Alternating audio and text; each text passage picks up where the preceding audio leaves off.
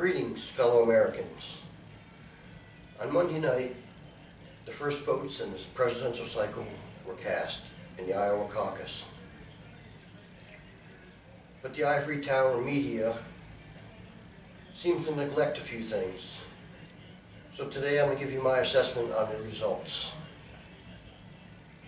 First, let's start on the Democratic side. You have two candidates. One, in all likelihood, should be in jail except for a corrupt DOJ, and the other, an avowed socialist. Now, some people don't seem to understand what socialism actually is, but that's another lecture. In this election on the Iowa caucus, it came out virtually a tie. But people are befuddled to understand why Bernie Sanders can garner so much attraction. Well, the truth is, there is a large population of America that thinks the American dream is only a fairy tale, or that the American dream is mediocrity. Now, Bernie Sanders garnered quite a bit of support from the millennial generation. Part of that was because he was promising free education, which is a socialist ideal. Now, any candidate who's ever run understands that energizing the younger base is crucial to a successful campaign. There's been a lot of speculation about the 6 coin tosses that occurred, and people are quoting that it's a 1 in 64 chance of Hillary winning all 6. But as a mathematician and a scientist, I can say that it's actually 50% chance that she would win for all 6. Because each coin toss was an individual event in different arenas with different variables. But in reality, it all comes down to maybe one delegate shifting to the other side in the long haul when you need several thousand. It's really irrelevant. Now, let's address the Republican side. First thing I would like to point out that the quote establishment candidates totaled only about 8% of the entire votes, garnering only 1 delegate. Now, some might say, well, Marco Rubio is a establishment, and they're trying to paint him as that because of his Gang of 8 bill. But aside from that, the top 5 were renegade candidates. Now let's address the Cruz-Carson controversy that's going on. There was a rumor that CNN tweeted out that Carson was going back to Florida, and some read this as he was dropping out of the race. And apparently someone in the Cruz camp tweeted to everyone within the organization to use that as a selling point.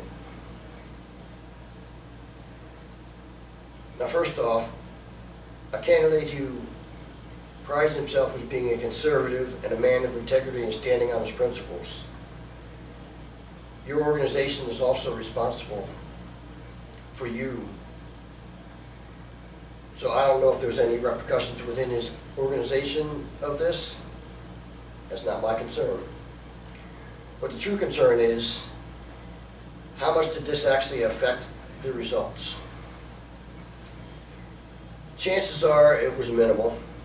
At maximum, it could have been a reshuffling of maybe 2 to 3 delegates. But there's no proof that these statements being propagated actually resulted in Cruz getting more votes. And even with these rumors floating around, Ben Carson still garnered 10% of the vote, which is substantial. Now, the outcome of this, as I said before, at most it could have been a shift of 3 delegates. In the long run, making accusations and campaigning at the next stop saying this cost me that and this cost me that is actually impertinent. Because that's equivalent to accusing the receiver who dropped the touchdown pass on the opening drive of losing the game. The total number of delegates that are needed are in the thousands, so 1 or 2 should not make a difference. Now let's look deeper in this. Why did the top 4, garnering almost 90% of the vote,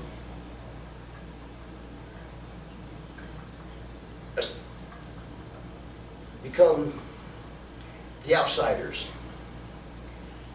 Well, what you're not hearing is there is severe anger and despair among the American people. Main Street America is suffering dramatically.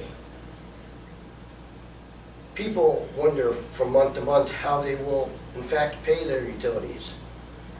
The number of homeless people is growing because of this poor economy. So their only way to fight back is to vote someone that they hope will be the guy who can change that.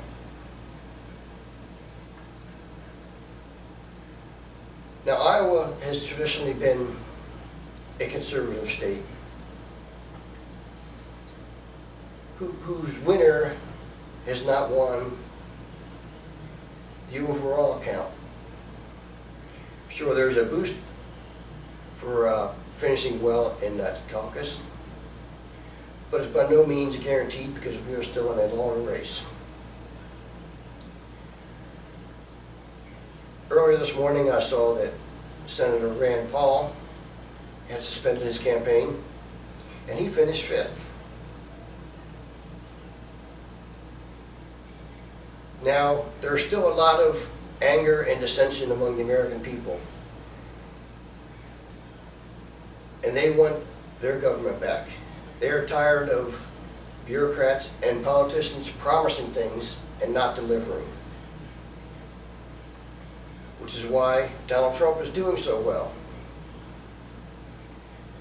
You know, he made a statement that I just say, build a wall and the crowd goes wild. But the reality is, will you actually be able to produce those results? Now, some candidates have tried to run a campaign of integrity and honesty and show what they are truly about. Others have been using all kinds of tactics. It is up to the American people to understand who is the charlatan and who is the genuine. Because this vote is paramount. The nation is crumbling, and the American dream is becoming a fairy tale. So please, keep supporting your current candidate if you think they are the person to do it. Don't allow a vote in Iowa or a vote in New Hampshire coming up this Tuesday to affect your decision on who you're supporting.